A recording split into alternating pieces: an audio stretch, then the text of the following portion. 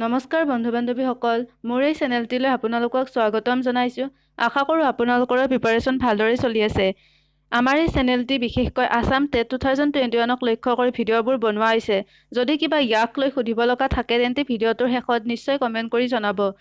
আজি আমি language paper 1ৰ Lakshminath Bezbaroa, Padmanath Gohain Baruah, Bhabendranath Saikia, Birendra Kumar ভট্টাচাৰ্যৰ ওপৰত 30টা গুৰুত্বপূৰ্ণ MCQ কৰিবলৈ ওলাইছোঁ। ভিডিঅ'টো আৰম্ভ কৰোঁ আহক। প্ৰথম প্ৰশ্নটো হৈছে জ্যোতিপ্ৰসাদ আগৰৱালাৰ প্ৰথম নাট কোনখন? প্ৰথম অপশ্যনটো হৈছে কাৰেঙৰ লিগিৰি, দ্বিতীয় অপশ্যনটো হৈছে শোণিত কোঁৱৰী, তৃতীয় অপশ্যনটো হৈছে নিমাতী কন্যা, চতুৰ্থ অপশ্যনটো হৈছে ৰূপালীম।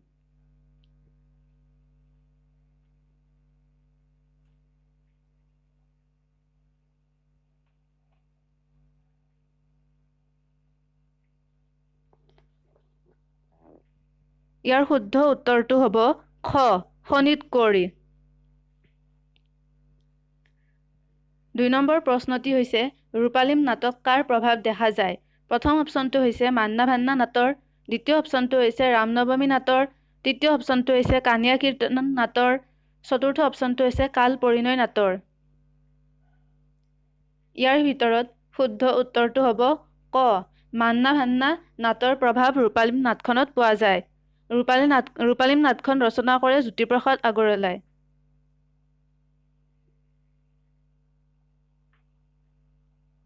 নেক্সট প্ৰশ্নটি হৈছে কিমান বছৰ বয়সত জ্যোতিপ্ৰসাদ আগৰৱালাই শোণিত কোঁৱৰী নাট ৰচনা কৰিছিল? ক, 10 বছৰ বয়সত, খ 12 বছৰ বয়সত, গ 15 বছৰ বয়সত, ঘ 14 বছৰ বয়সত। ইয়াৰ ভিতৰত শুদ্ধ উত্তৰটি হ'ব ঘ, 14 বছৰ বয়সত জ্যোতিপ্ৰসাদ আগৰৱালাই শোণিত কোঁৱৰী নাটখন ৰচনা কৰিছিল। নেক্সট প্ৰশ্নটি হৈছে জ্যোতি চিত্ৰবন কেতিয়া প্ৰতিষ্ঠা কৰা হয়? প্ৰথম অপশ্যনটো হৈছে 1933 চনত, দ্বিতীয় অপশ্যনটো হৈছে 1932 চনত, তৃতীয় অপশ্যনটো হৈছে 1930 চনত, চতুৰ্থ অপশ্যনটি হৈছে 1934 চনত।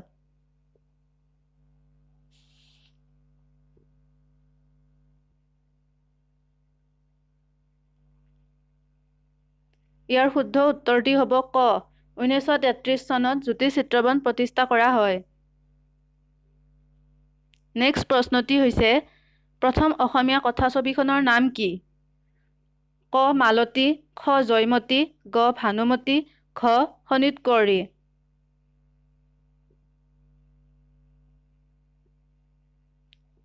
ইয়াৰ শুদ্ধ উত্তৰটি হ'ব খ, জয়মতী।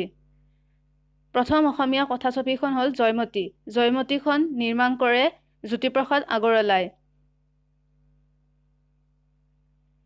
নেক্সট প্ৰশ্নটি হৈছে ৰূপালীম নাটৰ নায়িকা হৈছে ডেছ।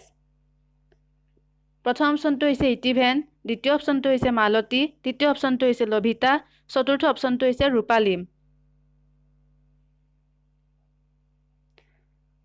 ইয়াৰ শুদ্ধ উত্তৰটি হ'ব ঘ, ৰূপালীম।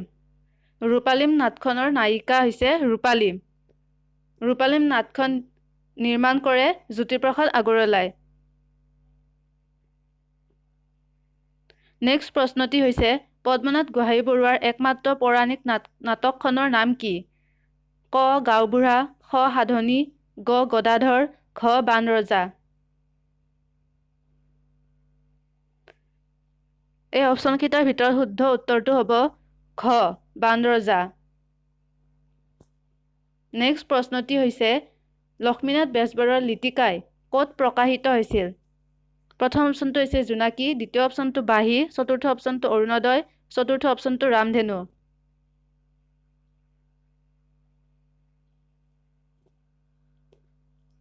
ইয়াৰ শুদ্ধ উত্তৰটি হ'ব ক, জোনাকী। লক্ষ্মীনাথ বেজবৰুৱাৰ লিটিকাইখন জোনাকীত প্ৰকাশিত হৈছিল। নেক্সট প্ৰশ্নটি হৈছে তলৰ কোনখন পদ্মনাথ গোহাঁইবৰুৱাৰ বুৰঞ্জীমূলক নাট? ক সেউতী কিৰণ, খ ভূত নে ভ্ৰম, গ সাধনী, ঘ বাণৰজা।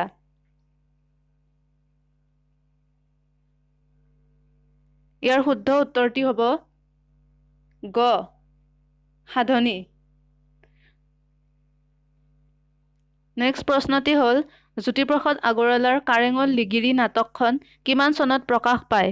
ক 1930, খ 1932, গ 1920, ঘ 1928।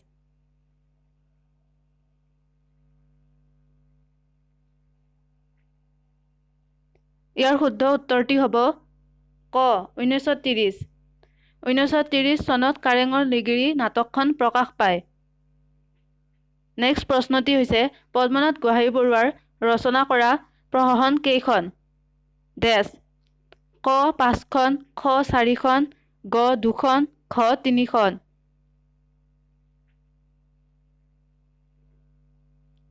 ইয়াৰ শুদ্ধ উত্তৰটি হ'ব ঘ 3খন। প্ৰহসন 3খন হৈছে গাঁওবুঢ়া,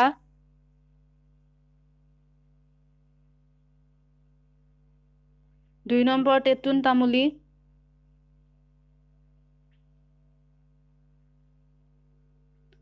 আৰু 3 নম্বৰ হৈছে ভূত নে ভ্ৰম।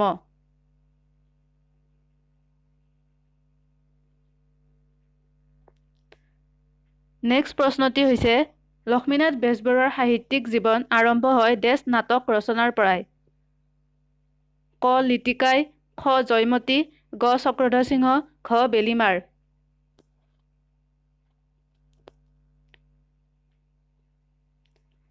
ইয়াৰ শুদ্ধ উত্তৰটি হ'ব ক লিটিকাই।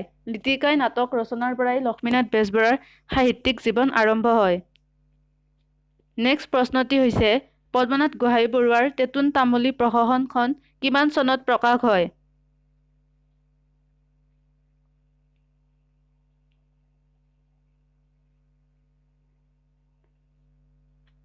ইয়াৰ শুদ্ধ উত্তৰটি হ'ব গ 1909 চনত প্ৰকাশ হয়।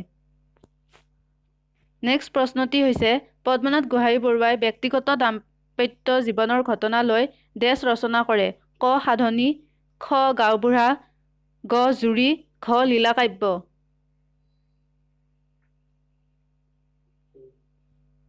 ইয়াৰ শুদ্ধ উত্তৰটি হ'ব ঘ লীলাকাব্য। পদ্মনাথ গোহাঞিবৰুৱাই ব্যক্তিগত দাম্পত্য জীৱনক লৈ ৰচনা কৰা কাব্যখন হ'ল লীলাকাব্য। লীলাকাব্যখন ৰচনা কৰি উলিয়াই 1899 চনত। নেক্সট প্ৰশ্নটি হ'ল পদ্মনাথ গোহাঞিবৰুৱাৰ ৰচনা কৰা কবিতা পুথি হৈছে ডেছ? ক জুৰণি, খ লীলাকাব্য, গ জুৰণি আৰু লীলাকাব্য, ঘ অসম কুসুম। ইয়াৰ শুদ্ধ উত্তৰটি হ'ব গ জুৰণি আৰু লীলাকাব্য। নেক্সট প্ৰশ্নটি হৈছে কদমকলি কবিতা পুথিখন কোনে ৰচনা কৰিছে? ক লক্ষ্মীনাথ বেজবৰুৱা, খ জ্যোতিপ্ৰসাদ আগৰৱালা, গ নিৰ্মলপ্ৰভা বৰদলৈ, ঘ বীৰেন্দ্ৰ কুমাৰ ভট্টাচাৰ্য। ইয়াৰ শুদ্ধ উত্তৰটি হ'ব ক লক্ষ্মীনাথ বেজবৰুৱা। নেক্সট প্ৰশ্নটি হৈছে ভবেন্দ্ৰনাথ শইকীয়াই প্ৰান্তিক আলোচনীখন প্ৰকাশ কৰি উলিয়াই ডেছ? ক 1981 চনত, খ 1982 চনত, গ 1980 চনত, ঘ 1984 চনত। ইয়াৰ শুদ্ধ উত্তৰটি হ'ব ক 1981 চনত ভবেন্দ্ৰনাথ শইকীয়াই প্ৰান্তিক আলোচনীখন প্ৰকাশ কৰি উলিয়ায়। নেক্সট প্ৰশ্নটি হৈছে ভবেন্দ্ৰনাথ শইকীয়াই তলৰ কোনখন চলচ্চিত্ৰ হিন্দী ভাষাত নিৰ্মাণ কৰিছিল? ক সন্ধ্যাৰাগ, খ কালসন্ধ্যা, গ অনিৰ্বাণ, ঘ কোলাহল। ইয়াৰ শুদ্ধ উত্তৰটি হ'ব খ কালসন্ধ্যা। কালসন্ধ্যা চলচ্চিত্ৰখনে হিন্দী ভাষাত নিৰ্মাণ কৰিছিল ভবেন্দ্ৰনাথ শইকীয়াই। নেক্সট প্ৰশ্নটি হৈছে ভবেন্দ্ৰনাথ শইকীয়াৰ আত্মজীৱনীখনৰ নাম হৈছে ক জীৱন বৃত্ত, খ অঘৰী আত্মাৰ কাহিনী, গ গহ্বৰ, ঘ অন্ধ কূপ। ইয়াৰ শুদ্ধ উত্তৰটি হ'ব ক জীৱন বৃত্ত। ভবেন্দ্ৰনাথ শইকীয়াৰ আত্মজীৱনীখন হৈছে জীৱন বৃত্ত। নেক্সট প্ৰশ্নটি হৈছে ভবেন্দ্ৰনাথ শইকীয়াই সাহিত্য একাডেমী বঁটা লাভ কৰা গ্ৰন্থখনৰ নাম কি? প্ৰথম অপশ্যনটো হৈছে সেন্দুৰ, দ্বিতীয় অপশ্যনটো হৈছে তৰংগ, তৃতীয় অপশ্যনটো পৃথিৱীৰ অসুখ, চতুৰ্থ অপশ্যনটো শৃংখল। ইয়াৰ শুদ্ধ উত্তৰটি হ'ব ঘ শৃংখল। শৃংখল গ্ৰন্থখনৰ বাবে ভৱেন্দ্ৰনাথ শইকীয়াই সাহিত্য একাডেমী বঁটা লাভ কৰে। শৃংখল গ্ৰন্থখন প্ৰকাশ হয় 1976 চনত।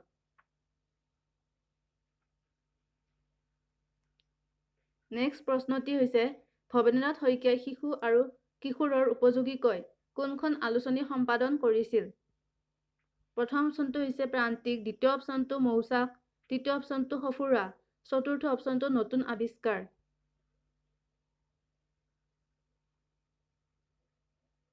ইয়াৰ ভিতৰত শুদ্ধ উত্তৰটো হ'ব গ, সফুৰা।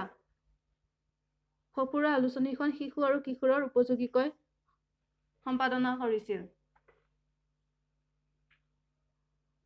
নেক্সট প্ৰশ্নটি হৈছে ভৱেন্দ্ৰনাথ শইকীয়াৰ একমাত্ৰ ডিটেক্টিভ উপন্যাসখনৰ নাম কি?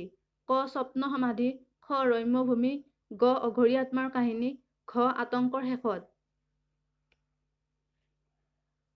ইয়াৰ শুদ্ধ উত্তৰটি হ'ব ঘ আতংকৰ শেষত। নেক্সট প্ৰশ্নটি হৈছে দেশ উপন্যাসৰ বাবে বীৰেন্দ্ৰ কুমাৰ ভট্টাচাৰ্যই জ্ঞানপীঠ বঁটা লাভ কৰে। প্ৰথম অপশ্যনটো অসীমত হেৰাল যাৰ সীমা, দ্বিতীয় অপশ্যনটো ৰম্যভূমি, তৃতীয় অপশ্যনটো মৃত্যুঞ্জয়, চতুৰ্থ অপশ্যনটো ইয়াৰুঙ্গম। ইয়াৰ শুদ্ধ উত্তৰটি হ'ব গ মৃত্যুঞ্জয়। 1979 চনত মৃত্যুঞ্জয় উপন্যাসৰ বাবে বীৰেন্দ্ৰ কুমাৰ ভট্টাচাৰ্যই ভাৰতীয় জ্ঞানপীঠ বঁটা লাভ কৰা প্ৰথম অসমীয়া লেখক আছিল। নেক্সট প্ৰশ্নটি হৈছে কিমান চনত love in the time of ইনচাৰ্জেঞ্চি নামেৰে ইয়াৰুঙ্গম গ্ৰন্থৰ ইংৰাজী অনুবাদ প্ৰকাশ পায়? ক 2005, খ 1961, গ 1983, ঘ 2001। ইয়াৰ শুদ্ধ উত্তৰটি হ'ব ক 2005 চনত। নেক্সট প্ৰশ্নটি হৈছে ভৱেন্দ্ৰনাথ শইকীয়াই শিশু কিশোৰক উদ্দেশ্যি লিখা জনপ্ৰিয় উপন্যাসৰ নাম কি? প্ৰথম অপশ্যনটো তোমালোকৰ ভাল হওক, দ্বিতীয় অপশ্যনটো মৰমৰ দেউতা, তৃতীয় অপশ্যনটো মহাদুষ্টৰ দুষ্ট বুদ্ধি, চতুৰ্থ অপশ্যনটো এজাক জোনাকীৰ জিলমিল। ইয়াৰ শুদ্ধ উত্তৰটি হ'ব খ মৰমৰ দেউতা। নেক্সট প্ৰশ্নটি হৈছে 1982 চনত ভৱেন্দ্ৰনাথ শইকীয়াই সম্পাদনা কৰা আলোচনীখন হৈছে প্ৰথম অপশ্যনটো ৰামধেনু, দ্বিতীয় অপশ্যনটো প্ৰান্তিক, তৃতীয় অপশ্যনটো সফুৰা, চতুৰ্থ অপশ্যনটো হৈছে মৌচাক।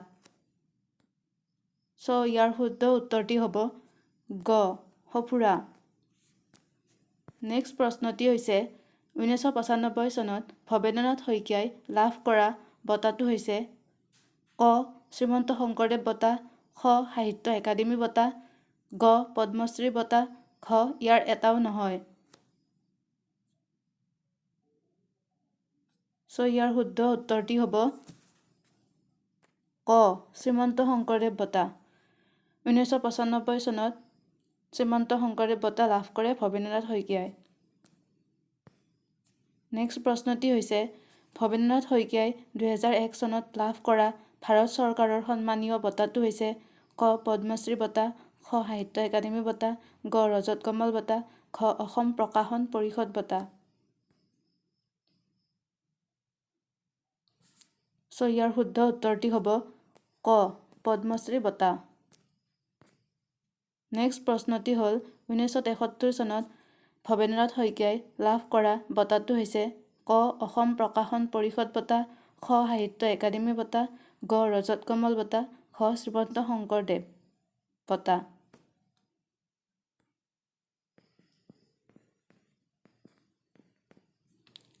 ইয়াৰ শুদ্ধ উত্তৰটি হ'ব ক অসম প্ৰকাশন পৰিষদ বঁটা।